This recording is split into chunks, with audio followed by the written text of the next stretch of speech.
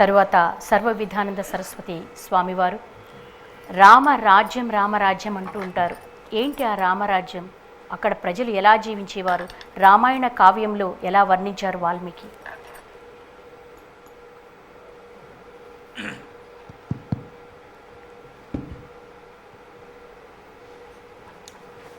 ఓం శ్రీరామ జయ రామ జయ జయ రామ. ఓం శ్రీరామ జయ రామ జయ జయ రామ.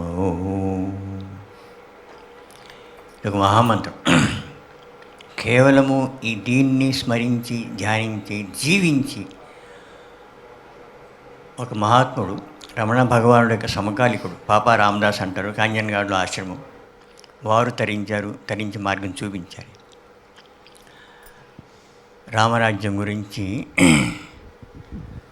రాముడు మానవుడా దేవుడా ఈ రెండు అంశాల గురించి ఒక క్లుప్తంగానే ఒక 2 నిమిషాలని చెప్తాను. రసోవై సహా పరబ్రహ్మవాచకం. బ్రహ్మస్వరూపాన్ని రసస్వరూపుడుగా ఉపనిషత్తులు వర్ణిస్తాయి. రసస్వరూపుడే రాముడు, రసస్వరూపుడే రాముడు, బ్రహ్మస్వరూపుడే రాముడు. ఆ బ్రహ్మమే స్థితికారకుడుగా విష్ణువుగా ఉంటూ ఆ విష్ణువు యొక్క అవతారమే రాముడి యొక్క అవతారం. రాముడు జనన నుంచి యమధర్మరాజు తిరిగి తన స్వరూపాన్ని గుర్తు చేసే వరకు కూడా ఏ క్షణము కూడాను తను దైవము అని ఎప్పుడూ చెప్పలేదు. కేవలము మానవుడిగానే ప్రవర్తించాడు, ధర్మమూర్తిగానే ప్రవర్తించాడు. అలా లేని పక్షంలో రావణ సంహారం జరిగేది కాదు. అది విధి విధానానికి విరుద్ధంగా ఉంటుంది. కాబట్టి రాముడు చారిత్రక పురుషోత్తముడు, ధర్మస్వరూపుడు.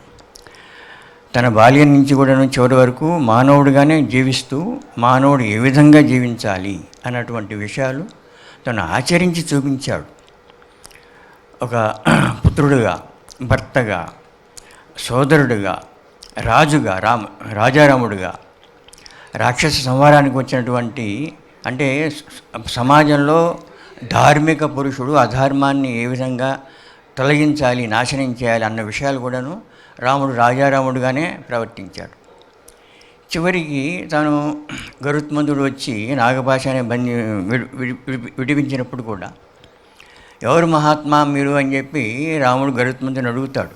ఆయన నవ్వుతూ తర్వాత ముందు మీకే తెలుస్తుందని చెప్పేసి ఇప్పుడు పని కానివ్వండి అని చెప్పి నవ్వుకుంటూ వెళ్ళిపోతాడు గరుత్మంతుడు. రావణ సంహారం జరిగిన తర్వాత బ్రహ్మ, ఇంద్ర, రుద్ర అందరూ దేవత అంతా వచ్చి కూడాను నువ్వు సాక్షాత్తు నారాయణుడు విష్ణువు అని చెప్పినప్పటికి కూడాను ఆత్మానం దశరథాత్మజం మన్యే అని చెప్పి తాను కేవలం మానవుడిగానే తాను ప్రవర్తించాడు. ధర్మాచరణ అన్నది ప్రతి చోట కూడాను చూపించి నేటి తరానికి కూడాను, అందువల్లే రామాయణం అన్నది సార్వకాలికము, సార్వదేశికం కూడా వర్తిస్తుంది. అంశాన్ని చూడకుండా కొన్ని విషయాలే మనం దృష్టిలో పెట్టుకొని వాటికి మన ఎక్కువ వ్యాఖ్యానాలు చేసేసి అర్థం చేసుకొని వినేవారికి చెప్పడం వల్ల ఇవన్నీ రకరకాలుగా వస్తున్నాయి. అంశాలు తరించి చూస్తే స్పష్టంగా ప్రస్ఫుటంగా అవుతూనే ఉంటాయి. ధర్మాచరణ నేటి బాలుగులు కానీ యువకులు కానీ ఎవరైనా సరే దాన్ని ఆచరించవచ్చు. ఆచరణ యోగ్యమైనవే రాముడు తన జీవితాంతం చూపించి చెప్పాడు. ఆ విధంగా రాముడు మానవుడిగానే మొదట్లోనే మానవుడిగా ఉన్నాడు. తరువాత రాజారాముడుగా భరతుడికి అప్పచెప్పి తాను ఖరదూషణాలు చంపినప్పుడు కూడాను రామరాజ్యం ఎలా ఉంటుంది అని చెప్పంటే, రామరాజ్యం అని అధార్మికుల్ని మట్టుపెట్టడం. ఆ అరణ్య దీంట్లో ఋషాశ్రమాలు వెళ్తూ అది చూసుకుంటూ అక్కడ ఎముకలు వాటికి గుట్టలుగా పడి ఉంటాయి. అది చూస్తాడు రాముడు. చూచి ఇవన్నీ ఎలా ఆశ్చర్యంగా అడుగుతాడు. పక్కన ఉన్న వారిని ఋషులు అడుగుతాడు, ఏమని ఇవన్నీ అని చెప్పంటే ఖరదూషణాదులు వీరంతా కూడాను వీరందరినీ సంహరించి తినేసి పారివేసినటువంటి ఎముకలు అని చెప్పి చెప్తాడు. రాముడు శపథం చేస్తాడు. అప్పుడు రాక్షస సంహారం చేస్తాను అని చెప్పి అంటాడు. అయినా తొందరపడకుండా తిరిగి ఖరదూషణాలు వచ్చి తన మీద దండించి వచ్చినప్పుడు మాత్రమే వారందరినీ కూడా సంహరిస్తాడు.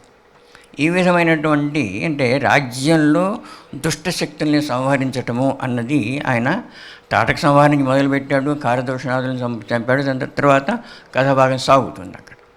కాబట్టి మానవ అంశ అన్నది అనేక విషయాల్లో మనం చూస్తే శూర్పణఖ వచ్చినప్పుడు అక్కడ ఉన్నటువంటి సిచ్యువేషన్ సరిగా అర్థం చేసుకొని ఒక చిలిపి చేష్టలు కూడాను అన్నదమ్ములు ఇద్దరు కూడా మాట్లాడుకుంటూ ఉంటారు. అది కూడా మనం చూడవచ్చు. అన్ని అందరూ విద్వాంసులు కాబట్టి తెలిసిన కథాభాగం తెలుసు కాబట్టి ఎక్కువగా వివరించట్లేదు నేను. అది కూడా ఉన్నది అక్కడ. ఆ రకమైనటువంటి తర్వాత ధార్మికుడు ధర్మ పరిరక్షణ చేశాడు, ధర్మ ఆచరణ చూపించాడు. అంతేకాకుండా అన్ని రసములు కూడాను రాముడిలో మనం చూడవచ్చు, నవరసాలు చూడవచ్చు. చివరికి ఈ విధంగా మానవుడు చారిత్రక పురుషుడు. ఇతిహాసము, పురాణం వేరు, ఇతిహాసం వేరు. పురాణం కూడాను చాలామంది ఏదో పుక్కుటి పురాణాలు కల్పితాలు అనుకుంటారు. పురాపి నవహ ఏవా, పూర్వం అయినప్పటికీ కూడా నవహ ఇప్పటికి కూడా ఉంటుంది. అది పురాణం యొక్క అప్లికేషన్ అనేది, దాని యొక్క వ్యాప్తి అన్నది బ్రహ్మాండం మొత్తం ఉంటుంది. చరిత్ర అన్నది ఆయా దేశాలకు చరిత్రగా పరిమితం అవుతూ ఉంటుంది. అందువల్ల పురాణాల గాథలు కూడాను సత్యములే. ఋషికేశ్లో ఒక మహాత్ముడు నన్ను ఒక చిన్న ప్రశ్న అడిగితే ఒకే ఒక వాక్యంతో కొట్టేశాడు అది. ఓకే, కఠోపనిషత్తులో మంత్రం వస్తుంది, మధ్య వామనమాసనం సర్వే దేవ ఉపాసతే అని చెప్పి. దాని మీద ఆధారపడి వామన అవతారము గాథ సృష్టించబడింది కదా అని చెప్పంటే ఒక మహాత్ముడు ఉస్కో మాన్యమే క్యా ఆపత్తి క్యా హై అని చెప్పి నన్నే ప్రశ్నించాడు. దాంట్లో ఎంతో గంభీరమని సంప్రదాయంలో ఎలా ఉంటుంది, ఈ విధంగా రక్షించారు అని చెప్పేసి. సో పురాణాలు కూడా ఏదో కల్పితాలు అనుకుంటారు, కాదు, మానవాతీత శక్తుల యొక్క చరిత్ర అది. కాబట్టి పురాపి నవహ ఏవ, అదే చరిత్ర. మానవ చరిత్ర మన దేశంలో ఉండేటప్పటికీ మానవుడు చారిత్రక పురుషుడే, ఎటువంటి సందేహం లేదు. అనేక రుజువులు కూడా కనబడుతూ ఉంటాయి. మన పరిమిత దృష్టితో దాన్ని చూచి మన పరిమితమైన వ్యాపకత్వంలో దాన్ని చూసుకొని మనం చెప్తూ ఉంటే అదే ఫైనల్ అనుకుంటే తప్పు అవుతుంది అక్కడ. అందువల్ల మన దృష్టిని పెంచుకోవాలి. ఎప్పుడెప్పుడు టెక్నాలజీ పెరుగుతుంది, ఏ రకరకాలుగా పెరుగుతూ ఉంటే దానికి మన యొక్క మేధాశక్తి పెరుగుతూ ఉన్నది. దీన్నే ఇంతవరకు మనం తెలిసిన ఇంతవరకే పరిమితం అనుకుంటున్నాం మనం. అక్కర్లేదు, అప్పటి చివరి వరకు ఇంకా విస్తారమైన ఎంతో విశాలమైనటువంటిది, ఇన్ఫినిట్ వరల్డ్. మన యూనివర్స్ అన్నది ఇన్ఫినిట్, అనంతం. మనకి తెలిసిందే తక్కువ. రామసేతు నిర్మించాడు, మానవుడు నిర్మించాడా లేదా అని చెప్పి అంటుంటారు. ఎందుకు సాధ్యం కాదు? ఈ రోజుల్లో మనం ఎన్నో చూస్తున్నాం. ఎక్కడో ఇప్పుడు ప్రస్తుతం గత దశాబ్దంలో కూడాను ఎన్నో వంతెనలు అక్కడ మనం ఊహించినటువంటి హిమాలయాల్లో కూడా వంతెన నిర్మించి చూపించారు మన ప్రధానమంత్రి గారు. కాబట్టి ఇవన్నీ సాధ్యములే. కుంభ సంభవుడు ఇవన్నీ రకరకాలుగా చెప్తారు. టెస్ట్ ట్యూబ్ ఇవ్వంటే కుంభ సంభవుడు, దాని అప్లికేషన్ కేవలం శ్లోకం చూసుకొని తాత్పర్యం చూసుకొని. మీరు ప్రస్తావించినట్టు అనేక అంశాలకు ప్రశ్నలు ఎదురవుతున్నా కూడా వాటిని నిరూపించుకునే సిచ్యువేషన్స్లో మనం ఉన్నాం. కానీ అదృష్టం ఏంటంటే అవన్నీ నిరూపించుకుంటూ వస్తున్నాం. మళ్ళీ మీ దగ్గరకు వస్తాం, మరొకరితో మాట్లాడుతాం.